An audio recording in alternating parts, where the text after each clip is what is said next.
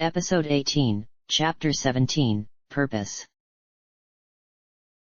Chapter 17, Purpose. The team wasted little time testing out the echoing flute. The first thing to do was test to see if it did as advertised.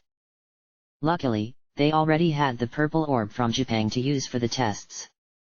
They found that the flute indeed made an echo when it was near the orb, and no echo when it was far away. The range on the magic seemed to be around 5 miles. The four decided to play the flute periodically so that they did not run the risk of missing an orb that was near. Unfortunately, none of the flute's magic improved the musical skill of the flute player. "For the love of peace, will you stop that?" yelled Ron. At first, the group had decided to rotate the flute around. Suzanne, Ron, and Thomas were all satisfied with playing a couple notes every 10 minutes or so. Alice, on the other hand, had taken to trying to play songs with the flute. "I swear, it's a wonder that none of the crew has moved to throw you and that damned flute overboard!" exclaimed Ron. "That's because you're the only one bothered by my music. Everyone else finds it soothing," countered Alice. "Like hell they do. Why do you think Tom went below deck? Why do you think all the sailors keep cringing as they walk by?" asked Ron. "I find the bickering between you two most annoying," groaned Suzanne. "And Alice, you're not going to play music when we hit shore. We don't want to alert every monster and cannibal within a mile to our presence." Having acquired both the final key and the echoing flute, the group had decided to retrace their journey to see if they had unwittingly passed by any orbs in their travels so far. Of course, the flute's range was not incredibly great, so the group had to do a fair amount of searching. They decided to focus their searches around the settlements they had come upon, hoping that the other orbs were possessed by people and regarded as important treasures as the purple orb had been. Unfortunately, after 3.5 weeks of searching, the group had yet to find another orb. The four were now on their way to southern Teresia around the area of Tadanki, the ghost village from which the group had first heard of the final key and bought their extraordinary equipment from.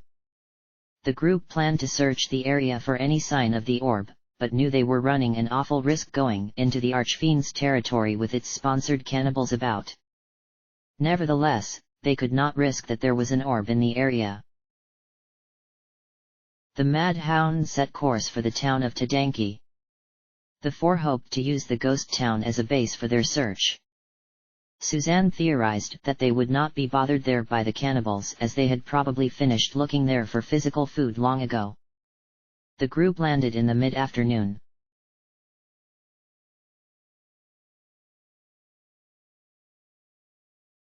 The group made a quick stop in Tadanki before beginning their true search. As they expected, the place was devoid of people, being that the sun had not set yet. The four went out on their search, mindful of their position in relation to Tadanki. The group did not have long before night came. They only managed a couple hours of searching before the sun came even with the horizon. "I'd say it's just about time to call it a day," said Ron.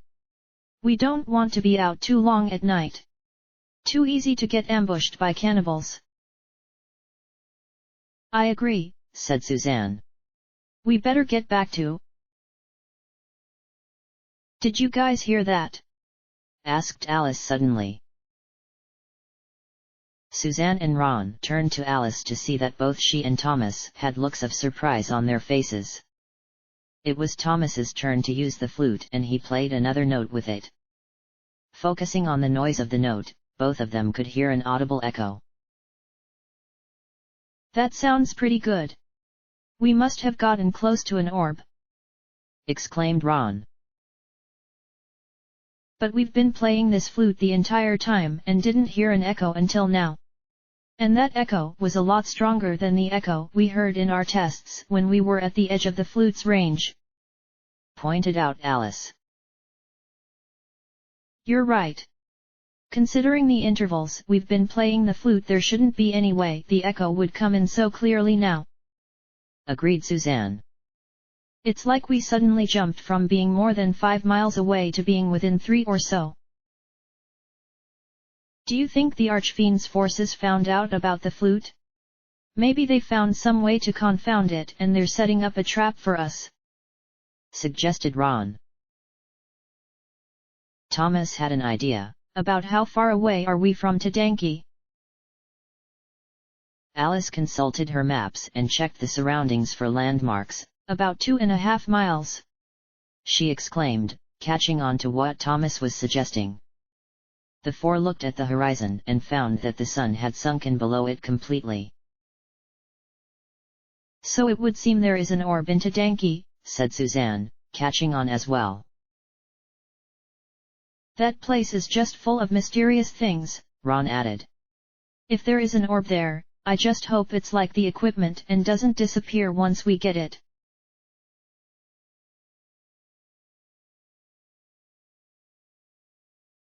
As the group made their way back to Tadanki, they found that the echoes became more and more audible as they went.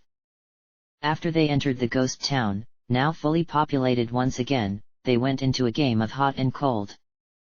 It took careful listening, but eventually the four narrowed the orb's location down to the northeast corner of town, where the prison was. Well, it's clearly somewhere in this area, said Suzanne. But I don't think that the flute will help us anymore. The change in volume and clarity just isn't good enough over such a small area. We'll need to comb the area carefully. It could be in someone's possession, suggested Ron. We'll have to talk with everyone in the area. It could also be buried, said Thomas. That would make it very difficult to find. That'd be near impossible if it only shows up at night. Plus, the ghosts might take offense if we start digging their land, said Alice. Let's focus on people first, suggested Suzanne. With the exception of a ghost's possessions, all non-human objects here seem unaffected by the ghostly nature of the town. We only detected the orb after sunset, so it seems likely that it is in someone's possession. The other three agreed, and the four spread out to search. Suzanne went to talk with the old man who had told her about the final key. Thomas and Alice went to talk with others around the area. Ron stayed at the prison. There were only 2 people at the prison, a guard and an inmate. The prison was in similar disarray to the rest of the town. On one side of the cell door the wall had collapsed. The guard was standing in front of this new entrance to the cell, but with his back towards the prisoner. Ron could only chuckle as he looked at it. If the people of the ghost town were not disillusioned as to the state of the buildings, the prisoner would no doubt see this opening, hit the guard in the back of the head, and escape. Ron walked up to the guard and asked him, out of curiosity, why is this man in jail? The guard eyed Ron suspiciously. Ron could see the man paid particular attention to Ron's weapon. He has been found guilty of theft of this town's finest treasure, the sage's jewel, he answered. Wondering if this jewel had any relation to an orb, Ron asked, what does this jewel look like? The guard gave Ron a glare. I don't trust you, he said. How do I know you're not this man's partner? Come to free him from jail and help him steal our treasure. Ron put his hands up defensively. Look, I don't mean any trouble. I was just curious. The guard grunted, clearly not entirely convinced. It's about this big, he answered, showing the size with his hands. It's entirely spherical and it glows with a brilliant green light. Why is it called the sage's jewel? Ron asked. The guard was getting pissed now. I don't know. Do I look like a jewelry expert or something? Do you know what they pay me for? What do they pay you for? Asked Ron, trying to keep from angering the guard further. To Ron's alarm, the guard pulled out his sword. He pointed it directly behind him, in the space of the open wall, and moved it back and forth. To guard this door here and the dirt bag behind it. Hear the clanging my sword is making on the bars? Because if you keep asking questions, you'll be hearing it for a while. Is that what you want? No, sir. I'm sorry, sir, answered Ron. He decided this would be a good time to leave the prison. Ron waited where the group split up for the other three to return. After about an hour, the three returned. I heard something interesting, began Suzanne. This town apparently has a treasure called the Sage's Jewel. Its description sounds identical to the purple orb we already have, except this one is green. Other than that, I didn't hear where they keep it. We did, chimed Alice. We were led to the vault where they keep the town's treasures. There's a hole in the back of the building and, of course, nobody here acted like it was there. So we went inside. We weren't planning on stealing it from them, mind you, but we just wanted to see if it was an orb. Thomas took the story from there. The treasures were all gone. I'd guessed that the cannibals got to them a long time ago. So where is this jewel? asked Suzanne. Don't know how good a lead it is, but I found something strange at the prison. The man locked up there is there because he tried to steal the jewel, explained Ron. The guard was pretty defensive about it. But most curiously, he acted like the door to the prison is in the spot where the wall is missing there. He even took his sword out and acted like he was clanging it on cell bars. That is strange, said Suzanne. The villagers ignore any sort of structural damage like missing walls, but the cell door is clearly there. And it doesn't look like it got pushed to the side or knocked off, it's connected securely to the wall that's still there, like it belongs there. Bit of a puzzle here, Alice pointed out. The flute clearly points to an orb in this part of town. The ghosts are clearly stuck with the illusion of their town and lives before they were destroyed.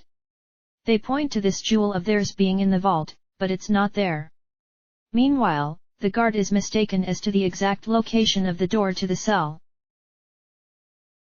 Perhaps we should ask the thief held in prison, suggested Thomas. He may have duped the authorities with a phony before he was caught. Maybe he knows where the orb is. That's a good idea, but the guard is really paranoid about people trying to steal the jewel, cautioned Ron. He'll start yelling at you about being in league with the guy. Ask too many questions and he'll chase you away.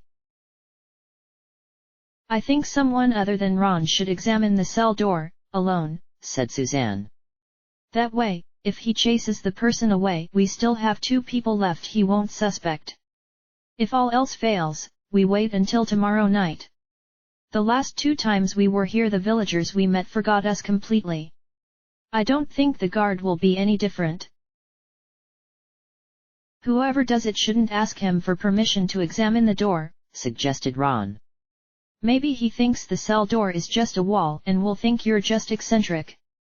But if you ask him for permission to examine the wall, then he'll think you're planting a device and being shifty or something. Won't he get suspicious if one of us just walks up and starts examining a wall? asked Alice. We'll just do as much as we can before he kicks us out, replied Suzanne.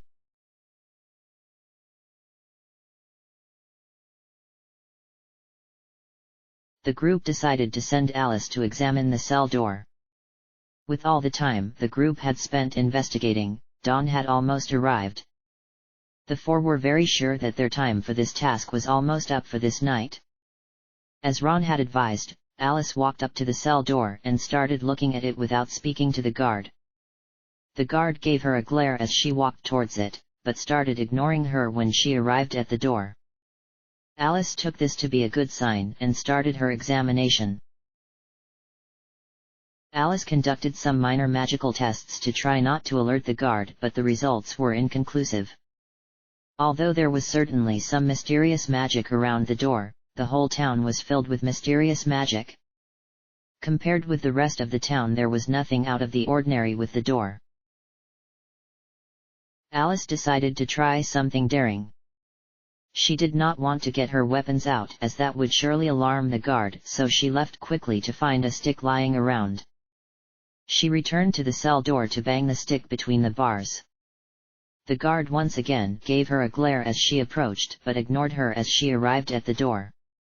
When Alice clanged the metal, the guard still paid no notice to Alice. Now Alice was perplexed by the guard's lack of notice. She decided to disregard Ron's advice and ask, "Did you notice any noises a second ago?" But amazingly, the guard did not respond. Alice came to a conclusion: this space she was standing in right next to the cell door was somehow invisible to the ghostly guard, just as the town's destruction was. Alice decided to try something really daring. She pulled out the final key, unlocked the door, and walked right in. The guard still did not flinch. Alice looked upon the prisoner, who was sitting in a corner of the cell. He was dressed in typical white and black striped prisoner garb. He was very thin and slender. Alice was surprised when the man grinned as she entered. "About time," he said. "Seeing you all walk right by here over and over, I was beginning to wonder if you would ever come in here." "You remember seeing us?" asked Alice. "And how did you know one of us would eventually walk in here?" "That's something you'll just have to figure out on your own," said the thief with a smile. "I wound up entangled in this town's destiny by chance. I was a greedy man looking for wealth that was not mine. Did you know they didn't actually catch me? I just happened to be in the vault when the Archfiend's forces destroyed the place." The thief gave a sigh and looked to be deep in thought for a moment and then continued, "I've been here for all that time. I don't even know how long it's been. I died with the rest of them and they chose me to be their messenger, I guess. As you can tell, I do not relive the same day over and over. They needed me to talk to you." The thief took a step to the side to try and get a good look at the town outside the destroyed wall, though the guard was still in his way. "They refused to go away," the thief continued. "The Archfiend couldn't simply do away with them. They knew they had a purpose, a reason to stick around. That bastard couldn't stop them." The thief turned back to the corner where he was sitting. Alice had been so focused on the ghost that she did not see what was in the corner. There was an orb there glowing with a brilliant green light. It was identical to the purple orb the party already had except in color. The thief motioned to the orb. "The town's ghostly nature has kept it safe from the Archfiend. From what I've heard from the other ghosts, this orb has always been a part of the town. But now it is time for it to leave. You better take it into your possession before morning." Alice gasped when she looked back at the man. Indeed, he was starting to fade away. She looked at the guard and any other ghosts she could see from inside the cell. They were all fading. The orb was fading as well. Alice quickly went and scooped it up.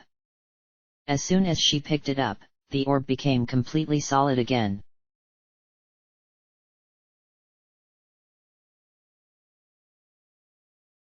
"So what do you guys think?"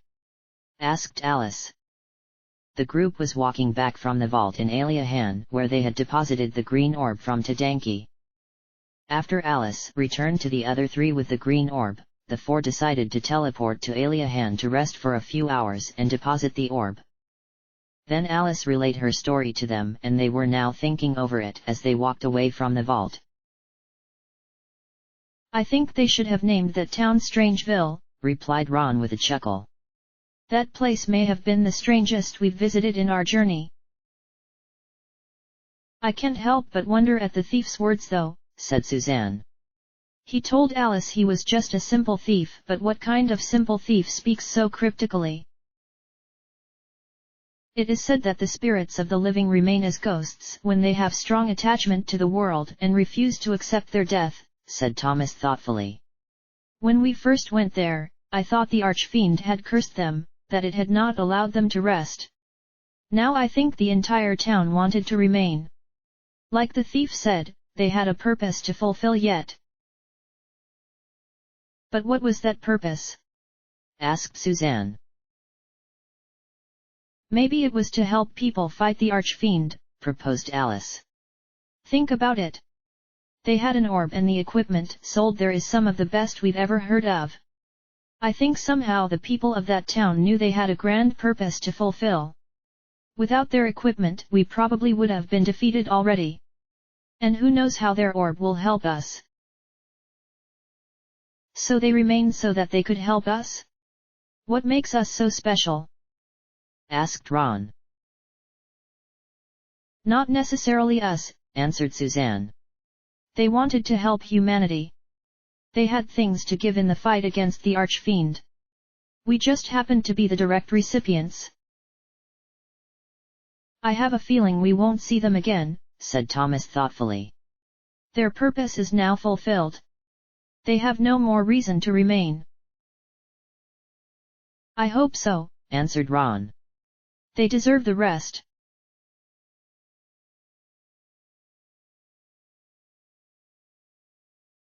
The group decided to return to the town of Lancel. Alice remembered that there was a large shrine there that they could not enter as the entrances were all sealed by a force too strong for the magic key of Isis. The shrine had 3 entrances, 2 side doors and a large main door. The group made for the left side door and tried the final key. The key expelled the enchantments on the door and opened it. Inside the room was a man dressed in elegant robes peering at a crystal ball. However, the room did not connect to the main part of the shrine and did not have any other doors or exits inside. Hello sir, greeted Suzanne. May we ask why this shrine is sealed off from the rest of the town? Due to its importance, certain security measures had to be taken. This is the Shrine of Courage. This shrine has been given the burden of protection over 2 orbs of legend.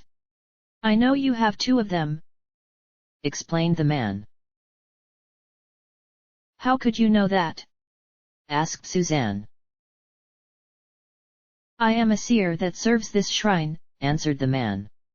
In the other side door you will find another seer.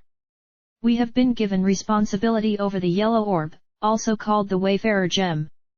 This orb has traveled the world and continues to travel to this day. It will be almost impossible to find. What can you tell us to help us in finding it? Asked Suzanne. The orb has been in the possession of humans for a while. It appears valuable though none of its owners know its true value, explained the seer. But it switches hands often. You could track down every rich person in this world and not find it. So how do we find it? Asked Suzanne. I do not know. Speak to the other seer. Maybe he can tell you, answered the seer. The 4 left the room and moved to the right side door. Once again, the final key opened the door. Inside this room was another man dressed identically to the man in the left room. This man also had a crystal ball in front of him. Ah yes, began the man. The current owners of the final key. Possessors of the purple and green orbs. Your courage has been demonstrated. You are worthy. Thank you, said Suzanne. The other seer has told us some of the yellow orb. We were hoping you could tell us where it is. An impossible task, answered the seer. All orbs' destinies are shrouded. No seer could possibly locate an orb through his magic. Suzanne was confused, but then how could you and the other seer know we have 2 of the orbs?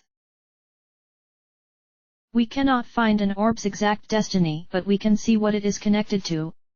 When I and the other seer have searched for the purple and green orbs, we see you. replied the seer. What do you mean? Inquired Suzanne. All people and objects have important connections, explained the seer. For people, many of these connections are other people, friends and allies. Even enemies are a great connection. For objects it is similar. They are connected to their owners, their places of storage, or the events that lead to their new owner. So what connections have you found? Asked Suzanne. Only one.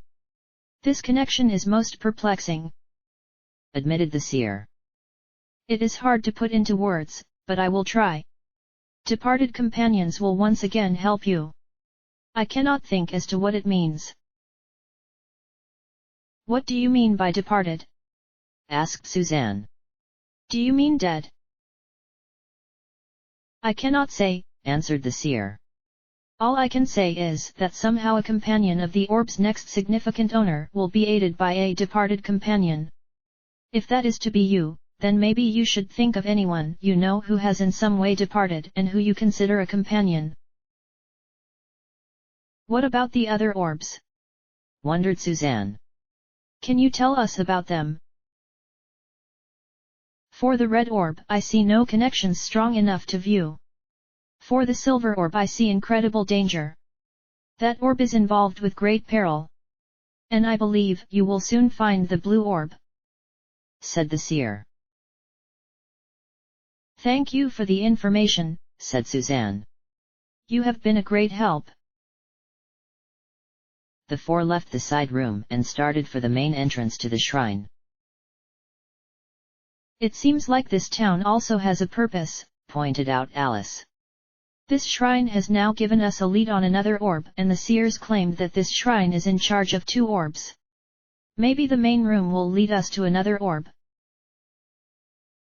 Shrines and legends often emerge around powerful artifacts, said Thomas. When a powerful artifact ends up in the hands of a good person, that person always seeks to protect it. I think I understand now, said Suzanne thoughtfully. We've been so worried about nations helping us out and fighting the archfiend.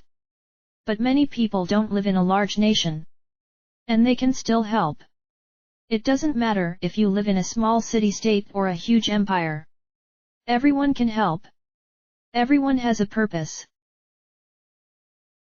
End of chapter.